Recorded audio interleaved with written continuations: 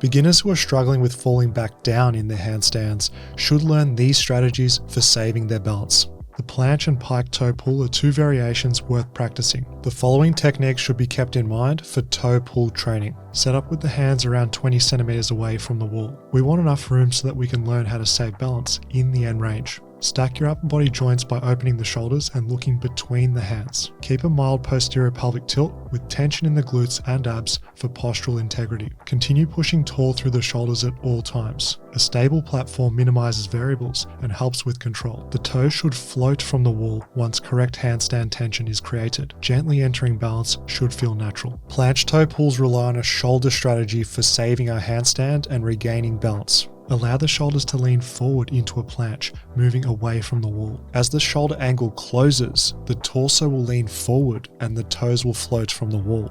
Pressing through the fingers is a must to control the movement from wall to floating. To return back to the wall, push tall so that your chest shifts back and the shoulders open. We're keeping a hollow body shape with toe pulls done using a planche strategy. The only change in position should be the shoulders closing and opening to save underbalance. Pike toe pulls teach the body how to catch underbalance using a hip strategy for correction. Let the hips flex into an anterior pelvic tilt as you shift the hips away from the wall. When the hips go past the wrists, the toes will float from the wall and you'll be in a handstand. Once floating, let the hips extend into a posterior pelvic tilt and straighten out the handstand. Simultaneously push through the fingers while keeping an open shoulder angle. We're changing our body shape, but keeping the shoulders open when training pike toe pulls. Do not combine shoulder and hip strategies into one set, as this confuses the learning process. Beginners will build bad habits when toe pulls are done randomly like this. Mastering toe pulls with a planche and pike are helpful for freestanding handstand mastery. Please practice planche and pike pulls separately for best results. Having movement variability means you'll be better able to save your handstand under a wide range of conditions.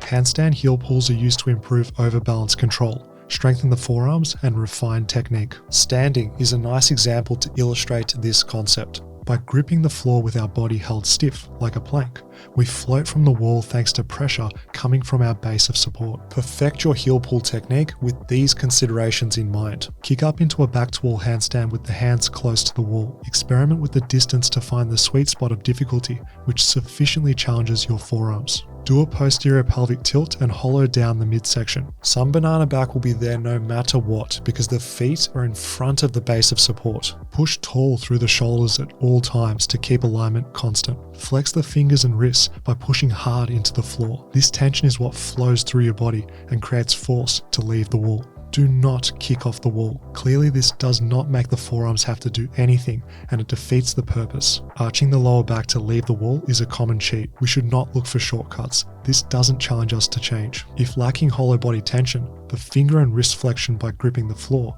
won't be strong enough to leave the wall either. Floating the feet away from the wall using our forearm muscles is the goal. Floating happens when staying hollow, pushing tall, and gripping the floor hard. Step 1 involves the heel pull from the wall to the floor. This drill is designed to strengthen our grip without the need for balance. It teaches how to press with the fingers while maintaining the correct handstand shape. Consider this a strength and conditioning exercise to improve our ability to counter overbalance. Step 2 is heel pull for reps. The goal is to come off the wall and prevent falling back to the floor. This further enhances our control and the ability to adjust finger pressure. Pay attention to the sensations in your hands and how the weight is distributed. When against the wall, you'll feel high finger pressure, whereas when floating, you should sense pressure on the mid-hand. Step 3 is heel pull holds. The objective is to find balance and maintain control in the handstand. Stack your joints over each other in the freestanding handstand while balancing. Learning how to make corrections through finger pressure helps you get better at fighting to stay upside down. Gripping too hard or too gently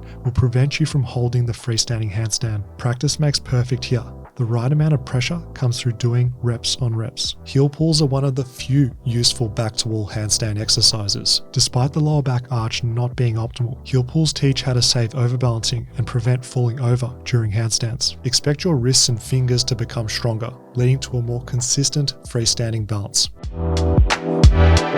Isolating the final part of entering a handstand is good practice. We're learning how to control the transition from split legs to legs together without falling. Using a wall helps isolate handstand balance efficiently. We've taken away the complexity of needing to kick up, making learning more consistent for beginners. Set up in a split stance handstand. Shift your weight so the center of mass is over your base of support. The top leg should be the same one used in your regular kick up. Toe taps on the wall are a great start for beginners. This accumulates time in balance, even if it's only for a moment each rep. Try and spend longer in the handstand with each tap as progression permits. When ready, float the foot from the wall, balance and join the legs together. This drill has you refining the equilibrium point of handstand balance in a slow and steady way. Repeat for reps, going from split stance to legs together and returning to the wall in order to reset. The same drill can be done with a box if desired. Starting from a lower height gives a new scenario, but the principles are the same. Split stance, weight shift,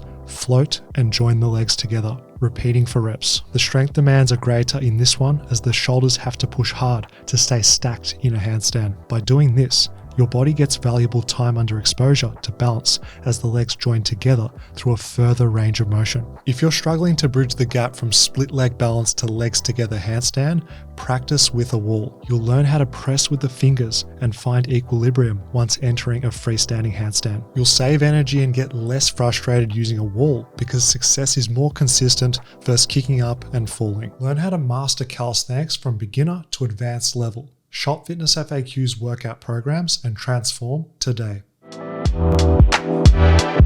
The kick up to handstand can be one of the most challenging skills for beginners to learn. Understand that achieving a consistent kick up will likely require thousands of attempts. The kick up is a skill that improves with regular practice and can feel shaky when we haven't practiced in a while. Here's how to learn the kick up to handstand in a step-by-step way. Start in a split stance with your preferred kick up leg behind you. Begin with the hands on the floor when first learning for simplicity. This method is less scary and easier to learn for most beginners. Think about the following sequence: straight arms while pushing tall, a split leg kick up followed by catching the feet together. With a hands on floor kick up, this relies more on shoulder strength because we're generating all of the force from our legs. Progressive kick ups are good for learning how hard to push and swing with the leg. A more efficient handstand kick up involves a lunge entry. Swing the hands forward and place them on the ground at the same time as you kick up. We're doing this to generate momentum, so we don't need to use as much strength to get upside down. A helpful kick up cue is stacking the hips over the shoulders as soon as possible. The quicker we can do this, the less energy we use, and the sooner we can reach the balance point. Doing a split leg handstand is best for beginners. In the split stance, your center of mass is lower, making balance easier.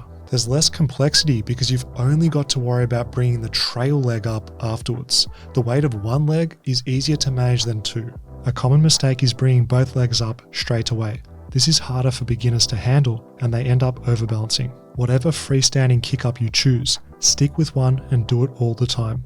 Learning will be faster if we constrain variables. When attempting kick ups, you're going to underbalance and overbalance. It's important to get an even amount of practice in both scenarios. By falling under and over, learning improves and we better understand how to reach the equilibrium point and achieve handstand balance. It takes a lot of practice to learn how hard to kick up with the legs and push with the arms. By just doing reps of attempts, your body will figure this out eventually and you'll get a greater feel for the movement. A good kick up is efficient.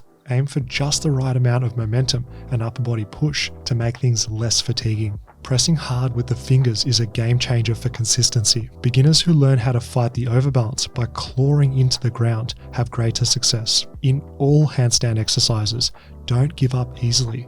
Press hard with the fingers to prevent overbalance, and more of your attempts will result in a handstand hold. The kick-ups taught today minimize the time needed to get upside down by using speed and momentum. Breaking the kick up into two movements, a split stance followed by legs together, is best when learning. As you gain mastery over the kick up, bring the legs together straight away and hold your handstand. Kicking up is a rewarding process towards learning the freestanding handstand. Be mindful of your technique to build good habits early.